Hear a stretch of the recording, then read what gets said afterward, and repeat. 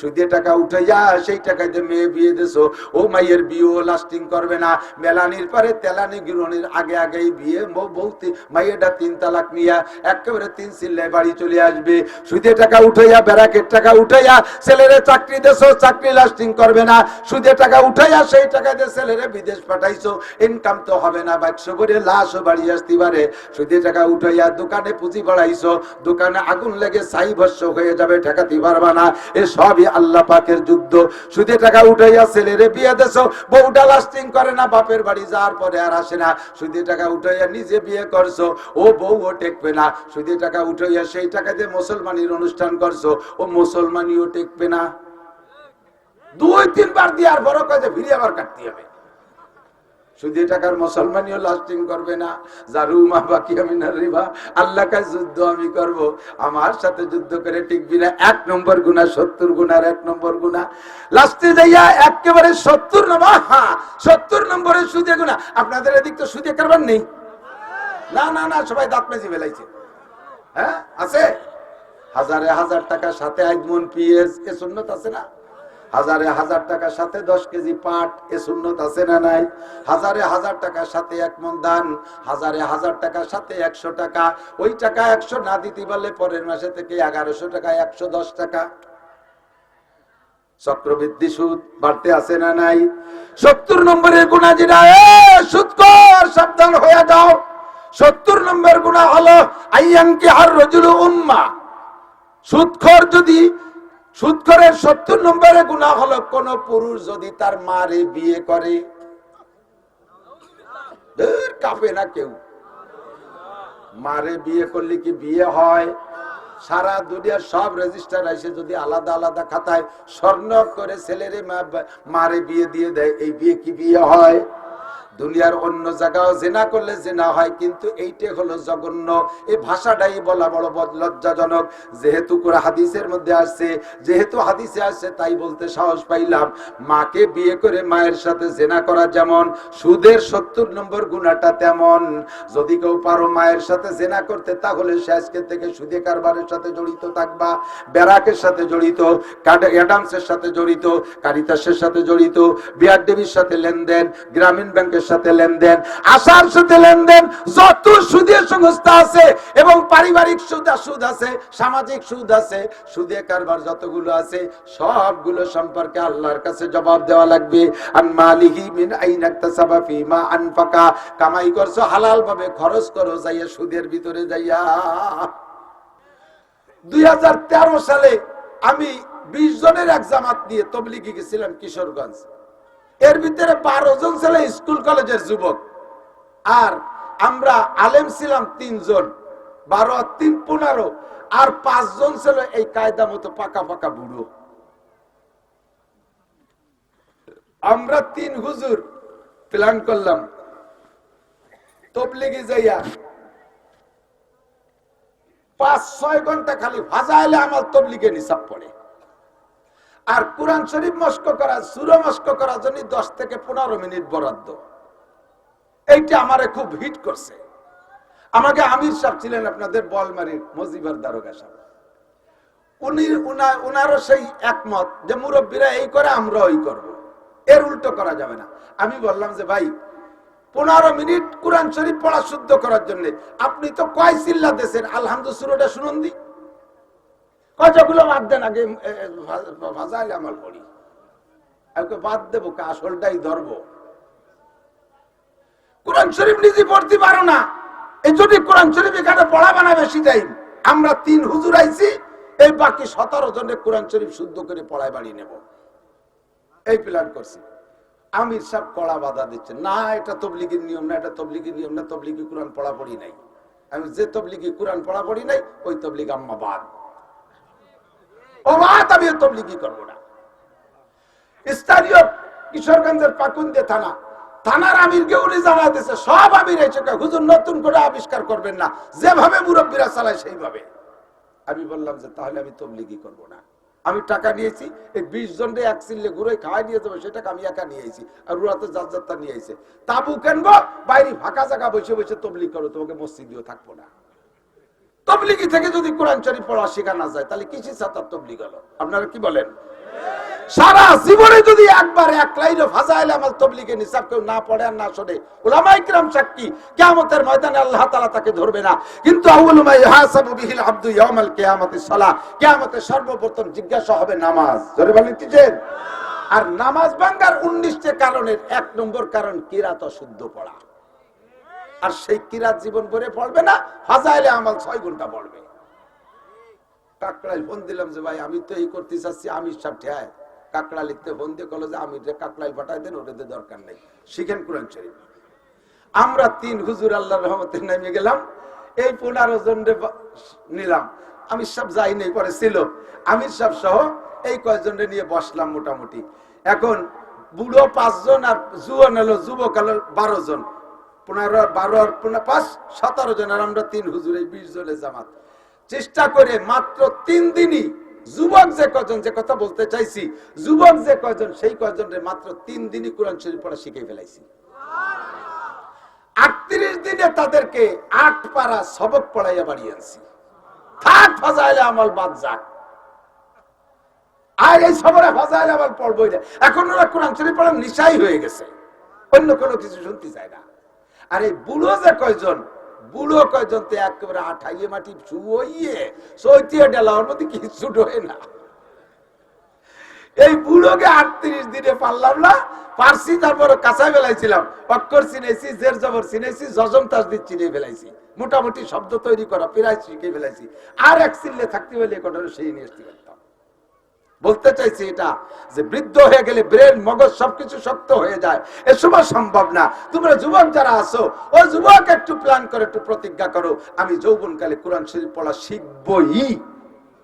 স্কুলে পড়ো, দোষ নেই, কলেজে পড়ো, দোষ নেই, বিশ্ববিদ্যালয় পড়ো, ডাক্তারি পড়ো, মেডিকেল পড়ো, যা আছে ইঞ্জিনিয়ারিং, সায়েন্স সব পড়ো, ফাঁকে তুমি কোরআন শরীফটা পড়া শেখো।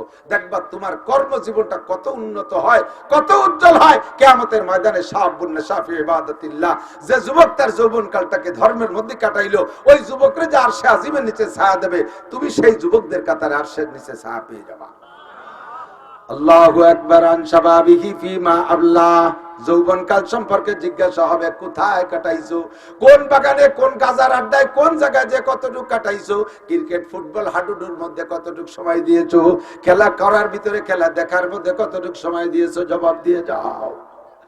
3 নম্বর ইমিগ্রেশন আন মালিহি, মাল সম্পর্কে জিজ্ঞাসা করা হবে। মিন আইনা তাসাবা ফিমা আনফাকা, এই মালের মালিক তুমি কিভাবে হইলে, কোত্থেকে কামাই করেছো, হালাল ভাবে উপার্জন করে হারাম ভাবে খরচ করেছো, এটাও তুমি অন্যায় করেছো। উদাহরণ নেন, দিক তাকান। ভ্যান চালায়া টাকা কামাই করা বড় কষ্টের টাকা, হালাল টাকা। রিকশা চালায়া টাকা কামাই করেছেন, নসিমন করিমন চালায়া টাকা কামাই করেছেন, পেঁয়াজের খাতে কামলা দিয়ে টাকা কামাই করেছেন, এমন করে বিভিন্ন ভাবে টাকা কামাই করেছেন, হালাল ভাবে কামাই করেছেন। সপ্তাহের পরে যাইয়া, সপ্তাহের শুরুতে শনিবার যাইয়া ব্যারাকের কিস্তি দেন, গ্রামীণ ব্যাংকের কিস্তি দেন, আশা প্রশিকার কিস্তি দেন। এই কিস্তিতে সুদে দিনা শোধ করতেছেন, কামাই করছেন হালাল ভাবে, খরচ করছেন হারাম ভাবে, আপনি সুদের সাথে জড়িত হয়ে গেছেন। নবী পাক বলেন, আর রিবা সাবউনা জুজআ, সুদের ভিতরে 70টা স্তর আছে, অর্থাৎ সুদের গুনার 70টা স্তর। প্রথম স্তরের গুনাহ হলো হারবুম বিল্লাহি ওয়া রাসূলিহি, আল্লাহ আল্লাহর রাসূলের সাথে যুদ্ধ করা। আল্লাহ পাক রব্বুল আলামিন কোরআনে কারীমের ভিতরে নিজেই বলেন, সুদে সুদখোর সুদদাতাদের সম্পর্কে আল্লাহ বলেন, ওয়াদারু মা বাকিয়া মিনার রিবা ইন কুনতুম মুমিনিন ফাইল্লাম তাফআলু ফাযানু বিহারবিন বিল্লাহি ওয়া রাসূলিহি। ও যারা সুদে কারবারের সাথে জড়িত আছো, তোমরা তাড়াতাড়ি ফিরে আসো। জারু মা বাকিয়া মিনার রিবা, এতদিন যা খাইছো খাইছো, আজকে পর্যন্তটা পিছনেরটা ছেড়ে দিয়ে চলে আসো, আর সুদে কারবার করো না। ইন কুনতুম মুমিনিন, যদি তুমি ঈমানদার হও, যদি তুমি ঈমানদার হও। ফাইল্লাম তাফআলু, যদি ছাড়তে না পারো তাহলে তুমি ঈমানদারের কাতায় থাকবে না, তাহলে তুমি এবার রেডি হয়ে যাও। ফাযানু বিহারবিন মিনাল্লাহি ওয়া রাসূলিহি, আল্লাহ আল্লাহর রাসূলের সাথে যুদ্ধ করার জন্য রেডি হয়ে যাও। আল্লাহ আল্লাহর রাসূল তোমার সাথে যুদ্ধ করবে। জগতে কেউ আল্লাহর সাথে যুদ্ধ করে জিততে পারে নাই। নমরুদ পারে নাই, ফিরাউন পারে নাই, কারুন পারে নাই, হামান পারে নাই, সাদ্দাত পারে নাই, আবু জাহাল পারে নাই, আবু লাহাব পারে নাই, উতবা সাইবা কাফেররা কেউ পারে নাই। আল্লাহর সাথে যুদ্ধ করে তুমিও পারবা না। আমার আল্লাহর যুদ্ধ করতে অস্ত্র সাবান লাগে না। আল্লাহ পাকের যুদ্ধ করার মাত্র একটা বোমা, বোমাটার নাম হলো কাপনুন পেশকুন। কোন বলার সাথে সাথে হইয়া যায়। সুদে কারবারের টাকা নিয়ে পেঁয়াজের খেতে লাগাইছো, ভরা পেঁয়াজ পাইকে গেছে, পেঁয়াজ উঠাবা, তার আগে মাত্র 3 ঘন্টা বৃষ্টি দিয়ে পুরো মাঠের পেঁয়াজ ডুবাইয়া পচাই দিতে পারে কি পারে না? ফাজানু বিহারবিম মিনাল্লাহি ওয়া রাসূলিহি। সুদে টাকা উঠাইয়া সেই টাকা দিয়ে মেয়ে বিয়ে দিছো, ও মাইয়ের বিয়ে লাস্টিং করবে না। মেলানির পরে তেলানি গিরনির আগে আগেই বিয়ে, বলতে মাইয়েটা 3 তালাক নিয়া একেবারে 3 চিল্লায় বাড়ি চলে আসবে। সুদে টাকা উঠাইয়া, ব্যারাকের টাকা উঠাইয়া ছেলেরে চাকরি দেছো, চাকরি লাস্টিং করবে না। সুদে টাকা উঠাইয়া সেই টাকা দিয়ে ছেলেরে বিদেশ পাঠাইছো, ইনকাম তো হবে না, বাক্স ভরে লাশও বাড়ি আসতে পারে। সুদে টাকা উঠাইয়া দোকানে পুঁজি বাড়াইছো, দোকানে আগুন লেগে ছাই ভস্য হয়ে যাবে, ঠেকাতে পারবা না। এ সবই আল্লাহ পাকের যুদ্ধ। সুদে টাকা উঠাইয়া ছেলেরে বিয়ে দেছো, বউটা লাস্টিং করে না, বাপের বাড়ি যাওয়ার পরে আর আসে না। সুদে টাকা উঠাইয়া নিজে বিয়ে করছো, ও বউও টেকবে না। সুদে টাকা উঠাইয়া সেই টাকা দিয়ে মুসলমানের অনুষ্ঠান করছো, ও মুসলমানিও টেকবে না। 2-3 বার দিয়ে আর বড় কাজে ফিরে আবার কাটতে হবে। সুদে টাকার মুসলমানিও লাস্টিং করবে না। জারুমা বাকি আমি না রিবা, আল্লাহ কাছে যুদ্ধ আমি করব, আমার সাথে যুদ্ধ করে টিকবি না। 1 নম্বর গুনাহ, 70 গুনার 1 নম্বর গুনাহ। লাস্টে যাইয়া একেবারে 70 নম্বর, হ্যাঁ 70 নম্বরে সুদে গুনাহ। আপনাদের এদিক তো সুদে কারবার নেই? না না না, সবাই দাঁত মেজে ফেলাইছে। হ্যাঁ আছে। হাজারে হাজার টাকা সাথে 1 মণ পেঁয়াজ, এ সুন্নত আছে না? হাজারে হাজার টাকার সাথে 10 কেজি পাট, এ সুন্নত আছে না নাই? হাজারে হাজার টাকার সাথে 1 মণ ধান, হাজারে হাজার টাকার সাথে 100 টাকা। ওই টাকা 100 না দিতে পারলে পরের মাসে থেকে 1100 টাকা, 110 টাকা। চক্রবৃদ্ধি সুদ বাড়তে আছে না নাই?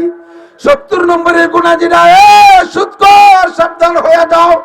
70 নম্বর গুনাহ হলো আইয়ানকি হার রাজুলু উম্মা। সুদখোর যদি, সুদখোরের 70 নম্বরের গুনাহ হলো কোন পুরুষ যদি তার মারে বিয়ে করে। কাঁপে না কেউ? মারে বিয়ে করলে কি বিয়ে হয়? সারা দুনিয়ার সব রেজিস্টার আইসে যদি আলাদা আলাদা খাতায় স্বর্ণ করে ছেলেরে মারে বিয়ে দিয়ে দেয়, এই বিয়ে কি বিয়ে হয়? দুনিয়ার অন্য জায়গাও জেনা করলে জেনা হয়, কিন্তু এইটা হলো জঘন্য। এই ভাষাটাই বলা বড় লজ্জাজনক। যেহেতু কোরআন হাদিসের মধ্যে আসছে, যেহেতু হাদিসে আসছে, তাই বলতে সাহস পাইলাম। মাকে বিয়ে করে মায়ের সাথে জেনা করা যেমন সুদের 70 নম্বর গুনাহটা তেমন। যদি কেউ পারো মায়ের সাথে জেনা করতে, তাহলে সে আজকে থেকে সুদে কারবারের সাথে জড়িত থাকবা, ব্যারাকের সাথে জড়িত, অ্যাডামসের সাথে জড়িত, কারিতাসের সাথে জড়িত, বিআরডিবির সাথে লেনদেন, গ্রামীণ ব্যাংকের সাথে লেনদেন, আশার সাথে লেনদেন, যত সুদের সংস্থা আছে এবং পারিবারিক সুদ আছে, সামাজিক সুদ আছে, সুদে কারবার যতগুলো আছে, সবগুলো সম্পর্কে আল্লাহর কাছে জবাব দেওয়া লাগবে। আন মালিহি মিন আইনা ইকতাসাবা ফিমা আনফাকা। কামাই করছো হালাল ভাবে, খরচ করো যাইয়া সুদের ভিতরে যাইয়া, এটা অন্যায়। 2 নম্বর, কামাই করছো হারাম ভাবে, হালাল ভাবে খরচ করছো। যেমন ঘুষ খাইয়া মোটা টাকা কামাই করে 50 লাখ টাকা দিয়ে মসজিদ করে দেয়, 50 কোটি টাকা দিয়ে কাবার গিলাপ বানায় দেয়, আইতকুর নেকিও হবে না, পুয়াডা নেকিও হবে না। বরঞ্চ হাদিসে আসছে লা সাদকাতা মিন গুলুলিন, হারাম মালের সদকা আল্লাহ কবুল করে না। ইন্নাল্লাহা লা ইয়াকবালু ইল্লা বিত-তাইয়্যিব, আল্লাহ পবিত্র দান ছাড়া গ্রহণ করে না। তুমি দিয়েছো মসজিদ বানাইয়া, ওই মসজিদে নামাজ পড়ে আরবিটারা জান্নাতে যাবে, তবে মসজিদের বিনিময়ে যেটা পাওনা ছিল তুমি পাবা না। ইন্নামা ইয়ামুরু মাসাজিদাল্লাহি মান আমানা বিল্লাহ, আল্লাহ কয় যারা মসজিদ নির্মাণ করে তাদেরকে আমি ইমানদার বলে মেনে নেই, তাদেরকে মুমিন বলে আমি সার্টিফিকেট দিয়ে দেই। কিন্তু তুমি সুদে টাকা, হারাম টাকা, ঘুষের টাকা, চুরা টাকা, ডাকাতি করা টাকা দিয়া মসজিদ বানাই দেছো, একটা নেকিও পাবা না। সুদে টাকা, হারাম টাকা দিয়ে মাদ্রাসা বানাই দেছো, নেকি পাবা না। হারাম টাকা দিয়ে তুমি মসজিদে কি বলা হয় কোরআন শরীফ কিনে দেছো, মাদ্রাসায় একটা নেকিও পাবা না। বরঞ্চ নেকির নিয়ত করলে, খেয়াল, নেকির আশা করলে বেঈমান হয়ে যাবা। কেন? হারামকে হালাল মনে করলে ঈমান থাকে না।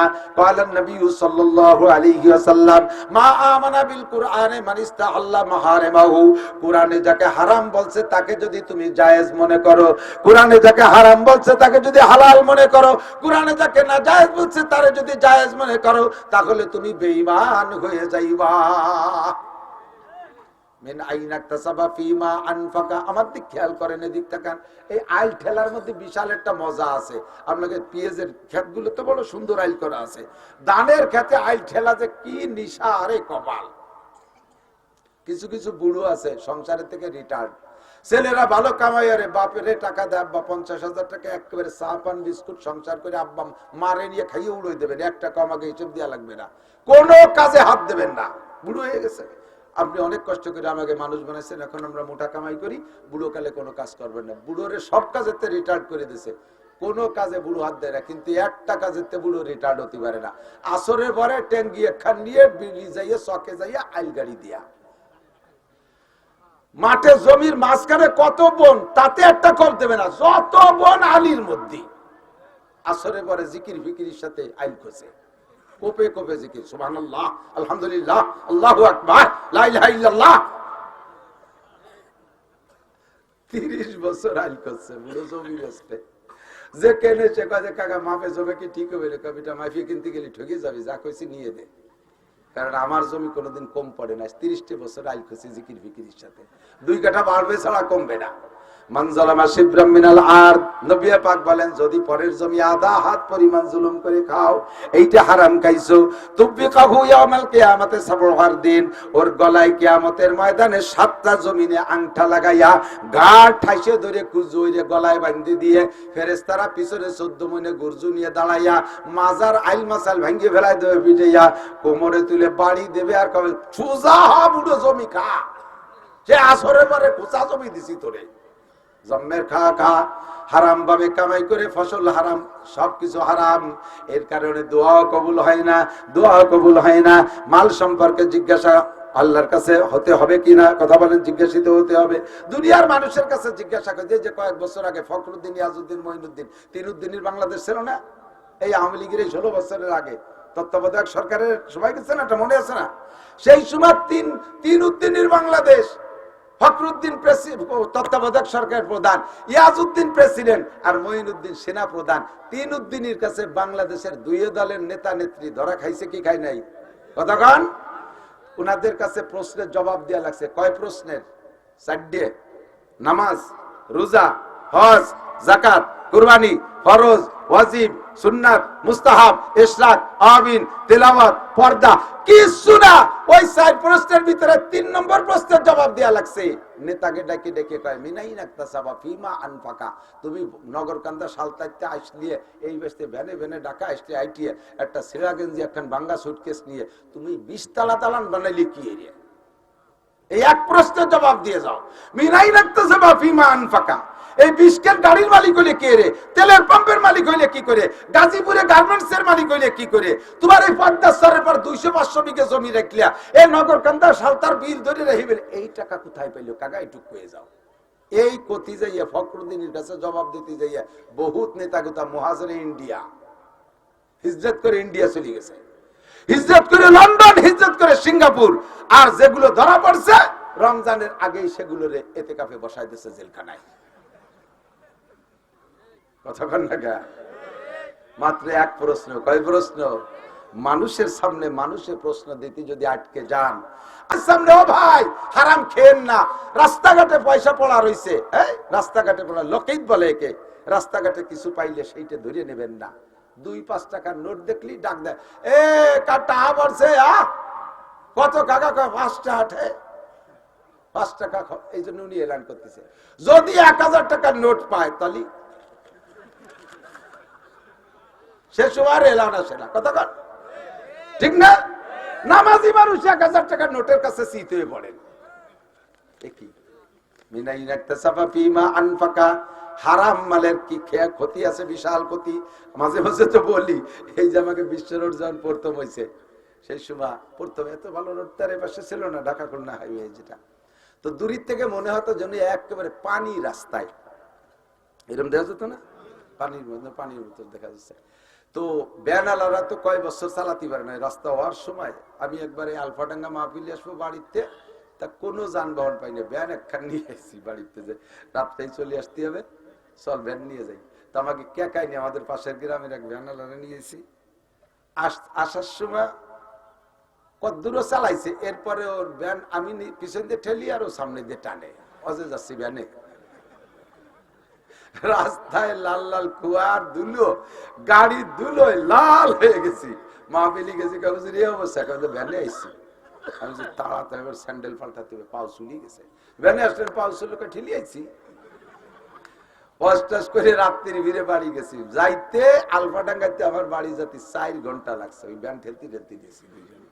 তবু একজন সাথী পাইছি, কাজ হয়েছে। এইভাবে 4-5 বছর ধরে এই রাস্তা করছে। যখন রাস্তা হয়ে গেছে তখন তার খুশির শেষ নেই। এই ভ্যানওয়ালারা কয় যে হুজুর কাজা কাপ্পারা আদায় করবো। ওই 5 বছর পরান করে চালাতে পারিনি, সেইটুক জব্বে চালান চালাবো। উঠছি ফুকরাতে বাড়ি যাই, ভ্যানে উঠছি। ফুকরা আর গোপীনাথপুরের মাঝখানে বড় বড় ফাঁকা, দুটি বড় ফাঁকা আছে।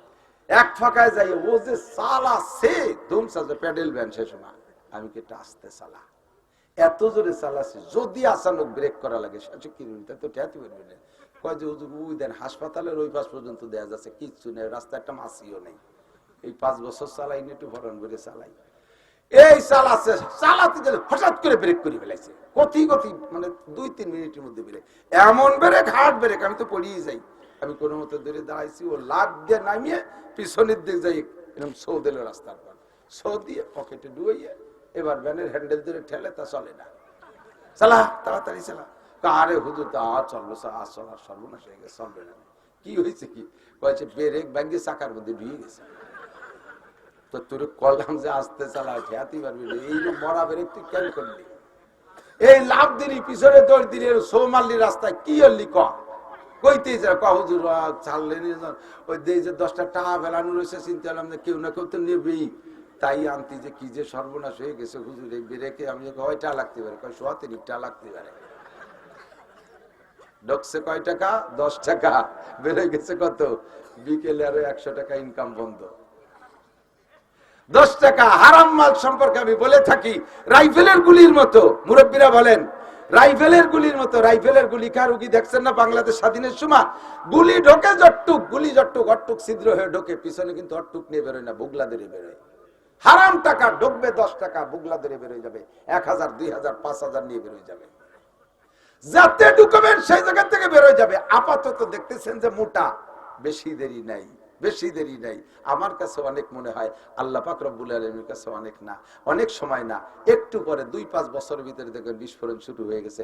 দোকানটা পুড়িয়ে গেল কেন, দোকানটা পুড়িয়ে গেল কেন, এমন মারাত্মক রোগ কেন হবে? আমি তো নিজেরাই অভিযোগ করি, যদি কখনো রোগ হয় আমি অভিযোগ করি, আমাকে খুঁজি, কেন আমার রোগ হবে? আমার রোগ হতে পারবে না, আমি হারাম খাই না, আমার কেন রোগ হবে? হাত দিয়ে দেখেন, বড় বড় মারাত্মক এইগুলো কেন হচ্ছে? পিছনে যত বড় সুফি বলেন আর দরবেশ বলেন, অর্থের উপরে হাত দেন, আপনার চোখ খুলে যাবে সমস্যাটা কেন আসছে। হারাম মাল ভিতরে ঢুকলে ইল্লা মাশাআল্লাহ, ব্যতিক্রম কোন আল্লাহ ওয়ালা বুজুর্গানে দিনকে আল্লাহ পাক রব্বুল আলামিন পরীক্ষার জন্য, তাদের ঈমানকে পুক্তা করার জন্য, তাদের পরীক্ষা করার জন্য কেউ আল্লাহ ছোট বড় বিভিন্ন কিছু দিয়ে থাকতে পারে, ওইটা আমার অভিযোগ না। কিন্তু বাকি আমার দৈনন্দিন জীবন যাপনে কোনো অর্থদণ্ডী আমি মেনে নিতে পারবো না। আমাকে যদি হারাম টাকা ভিতরে ঢুকাই ফেলি, তাহলে অবশ্যই এর জবাব আমাকে দিতে হবে। রাস্তায় পড়া জিনিস আপনি যদি খুঁটে খুঁড়ে নেওয়ার অভ্যাস থাকে, আপনার সন্তানও ভালো হবে না। আমার দিক খেয়াল করেন, একেবারে চাক্ষুষ প্রমাণ দোস্ত। আমার বাড়ির কাছে আমার এক স্বাস্থ্য ভাই আছে, তার রাস্তার পাশে একটা আম গাছ আছে, বড় সুন্দর একটা আম গাছ, বড় বড় খুব ডকের আম হয়। ওই গাছের রাস্তার উপরে একটা আম পড়ছে।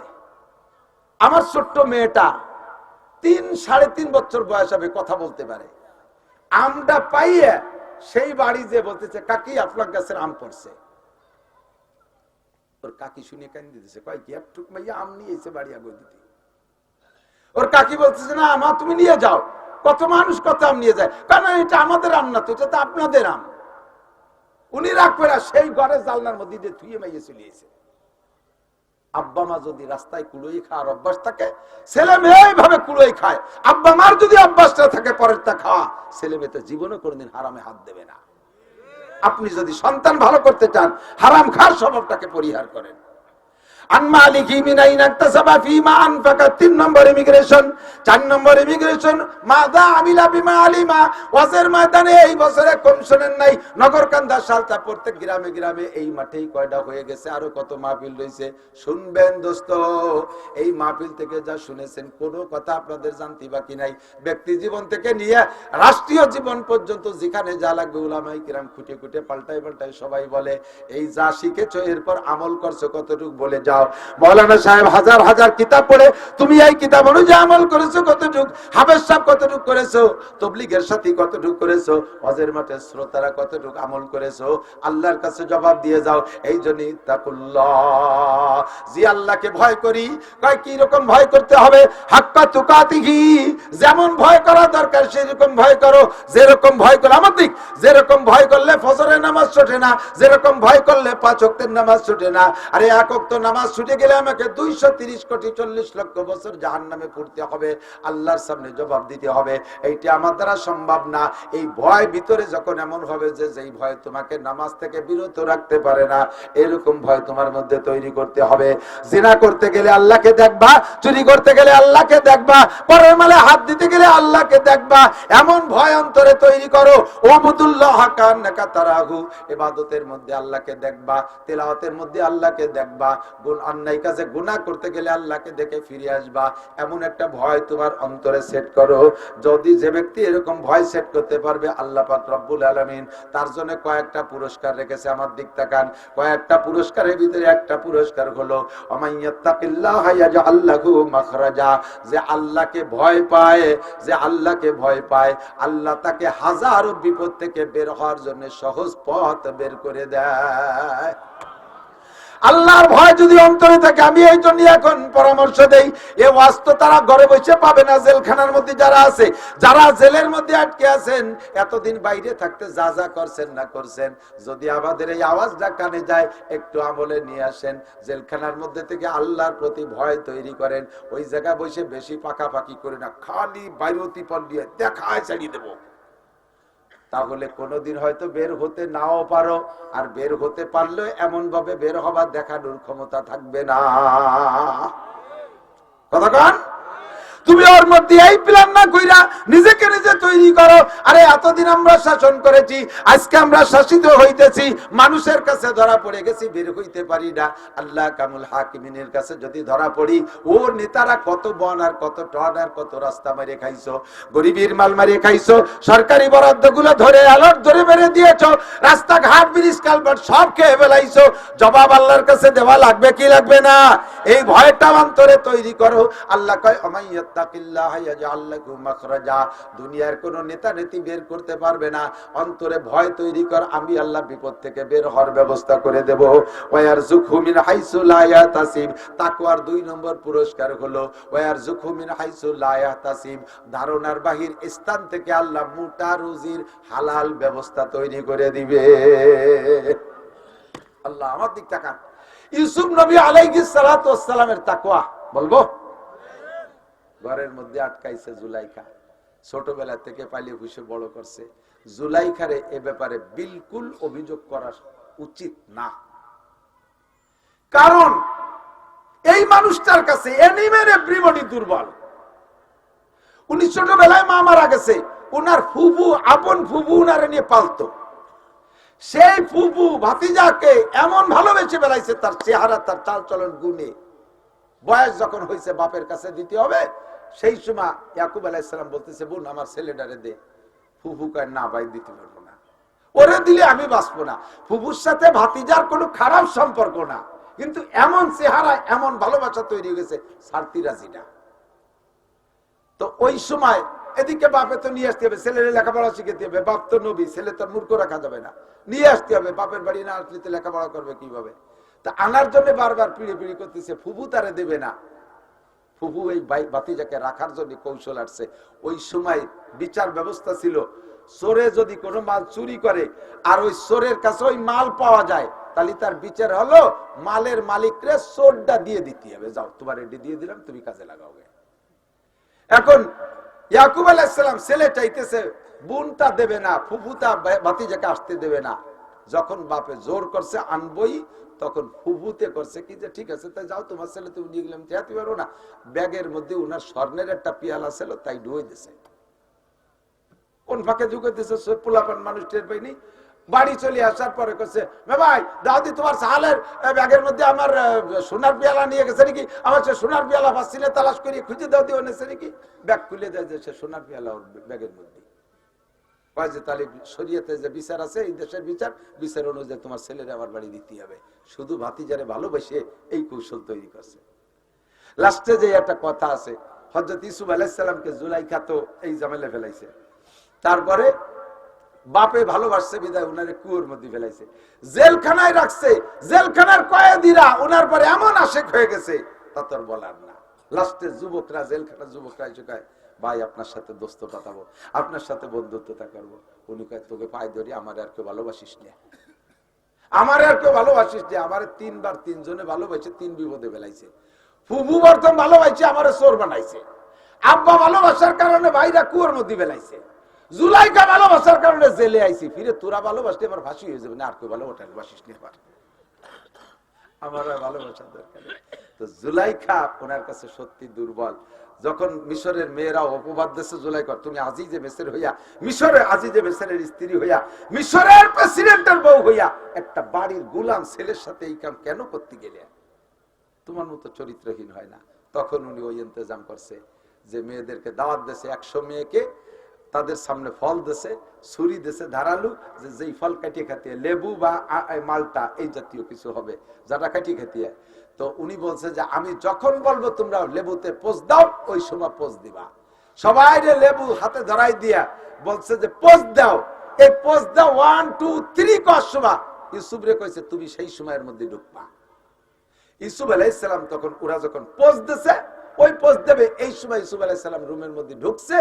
ওরা ওই পোজ দিতে যায় ইউসুফের দিক নজর পড়ছে, চোখ ওই দিক চলে গেছে, পোজও দিয়া হয়ে গেছে। 100 মহিলার আঙ্গুল কেটে গেছে। সমস্ত মেয়েরা এক বাক্যে বলে উঠছে, আপনার কোনো দোষ নেই, জায়গা মাজুর, অসম্ভব। এই চুহা চেহারা সামনে থাকবে আর নিজেকে কন্ট্রোল করবা, এটা সম্ভব না। 8টা 7টা দরজা ঘরের ভিতরে। বাদশা যখন অফিসে চলে গেছে, আগের থেকে মিস্ত্রি ডেকে, এমনিতে আমাদের এখন তো অনেক ধরনের লক হয়েছে, দরজায় তালা তুলে হয়েছে, আর সে সময় বাইরে থেকে শিকো তালা দিয়া যাইতো, ভিতর দিয়ে খিল আটকাই দিতে হতো ধরে ঘরের ভিতরে। তো সেইভাবে ছিল খিল, কিন্তু খিল যদি আটকাই দিয়ে ইসুফরে এভাবে অ্যাটাক করে, তো ইসুফ খিল খুলে খুলে চলে যেতে পারে। এই জন্য মিস্ত্রি ডেকে আগে কড়া লাগাইয়া ভিতরে তালা সিস্টেম করে দিয়েছে, যাতে তালার চাবি থাকলে আমার কাছে খুলতে পারবে না। এইভাবে 7টা দরজা আটকাইয়া তালা দিয়ে ভিতরে নিয়ে সামনে একেবারে খাস রুম, জগতের কেউ নাই, এক আল্লাহ ছাড়া দেখার কেউ নাই। জুলাইখা মূর্তি পূজারী ছিল, মুশরিক ছিল। সে মূর্তি, তার যে ওই রুমের ভিতরে যে মূর্তিটা পূজা করে, সে মূর্তির মাথা কালা কাপড় দিয়ে বাঁধ দিয়ে ঢেই থুয়ে দিছে। ইউসুফ আলাইহিস সালাম রেডি হয়ে জায়গা আটকাইছে। সামনের পর নিয়া মৌখিক ভাবে প্রাথমিক ভাবে কোনো কিছু করে নাই, প্রথম ভাবে তার প্রস্তাব দিয়েছে, অন্যায়ের প্রস্তাব। ইউসুফ আলাইহিস সালাম রাজি না, কোনোভাবেই রাজি না। লাস্টে যখন ছাড়েই না, তখন বলতেছে জুলাইখা তুমি এই যে এটা কি, এটা এই যে যেটার মাথায় কাপড় বাঁধছে ওটা কি? যে ওইটি আমার উপাস্য, ওইটি আমার মাবুদ, আমি তার ইবাদত করি। তো ওর মাথায় যে কালা কাপড় বাঁধছো কে? সামনে যে প্রোগ্রাম আমি করছি তার চোখের সামনে তো এই কাজ করা ঠিক হবে না, এই জন্যই তার চোখ বেঁধে তুইছি। ইউসুফ আলাইহিস সালাম লাইন পেয়ে গেছে, কয় তুমি যার ইবাদত করো তার চোখ কালো কাপড় দিয়ে বাঁধলি সে দেখে না, আর আমি যার ইবাদত করি তার চোখ কালো কাপড় দিয়ে বাঁধাও যায় না, আর তার চোখ অন্ধ করা যায় না, সে সর্বহালতে আমাকে দেখে।